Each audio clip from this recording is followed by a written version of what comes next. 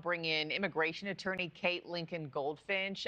Kate, as always, welcome back to the show. Talk to me about this effort from LA Public Schools.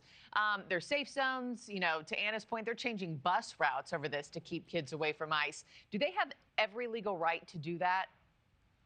Oh, absolutely. They have a legal right to do that. And children need to feel safe in order to learn at school. So I applaud the school district in their actions. And it's frankly a sad state of affairs that they even have to do this in order to protect their students. But the school district has said, we're not going to interfere with enforcement activities, but we are going to keep a lookout. We are going to protect families. We are going to help them know their rights. We are going to require that a judicial warrant allows for entry onto school campuses. I mean, these are all legal protective activities that the school district should do and wouldn't have to do if the Trump administration hadn't already demonstrated that they were willing to go into places like schools and hospitals and churches and domestic violence shelters. So I think that this is what the school district has to do in order to protect the children. Do you have any worries, though, that implementing something like this, okay, we're going to keep kids away, does that stoke fears of law enforcement among students? Not just fears of ICE agents, but law enforcement across the board, Kate? Do you have worries about that? It's already there. It already exists. These kids know what's going on. They talk to their parents. They watch the news. They're on social media. These children are terrified, and it's not just families of people who are undocumented. I'm an immigration lawyer. I talk to people every day who are born in the United States, and they're worried about what's going to happen to birthright citizenship. They're naturalized citizens. They're permanent residents. They're dreamers who have seen other dreamers get arrested and sent to Alligator Alcatraz. I mean, these are people who, frankly, are just not even immigrants, but maybe people of color who are worried about being targeted. So, I mean, there's a reason that they are afraid. And the LA school district putting in protective measures isn't what is stoking the fears. It's the enforcement activities and the behavior of the Trump administration since first day in January. What legal recourse do school leaders have if ICE does, in fact, come onto campus? So they can deny entry unless there is a judicial warrant. So ICE often shows up without a judicial warrant. They'll have an administrative warrant or other type of paperwork. So the school district will be trained. They will have a designated point person, I'm sure, who knows the difference and will only allow ICE enforcement on campus if there is a judicial warrant signed by a judge. So that's what the school district, I'm sure, will be doing in order to protect the campuses. A new policy was announced back in January allowing immigration officers to carry out arrests and searches in schools as well as churches.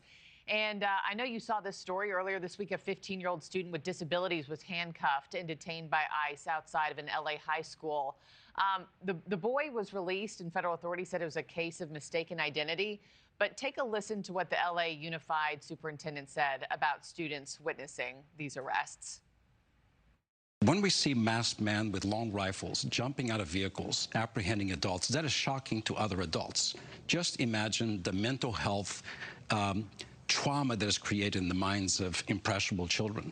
That's why we're asking for this, but also we've empowered our community with family preparedness packets. We've trained our staff. We have legal aid support for impacted families. We're doing all we can to guarantee a safe school environment for all.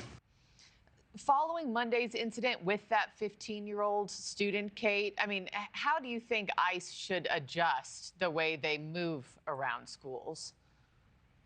They shouldn't conduct enforcement actions around schools. That for years we have had memos in place designating secure and safe locations like schools and hospitals and churches and shelters.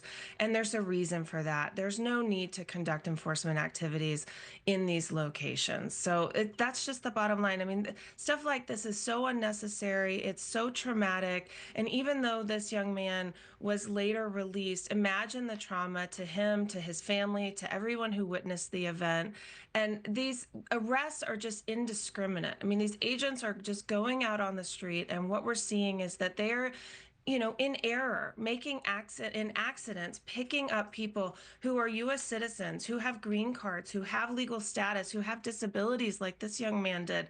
And they're not pausing in these moments and using their humanity to think through what else could they be doing. And that's what I think what is really concerning, the pressure coming from Washington with these daily arrest quotas and then these ICE agents on the grounds who are just willy-nilly picking people up and not pausing in those moments and thinking about what they're doing, and they're creating these heartbreaking scenarios. I have clients who are separated from their families, no criminal history, people in legal status. I mean, what we're seeing on TikTok videos, in the news, this stuff is real. It's actually happening, and ICE needs to stop what they're doing and take a breath and pause and use some humanity. I mean, it's just really horrific. Thank you for watching. Subscribe below and download our NewsNation app right now on your phone, and you will get fact-based, unbiased news for all Americans.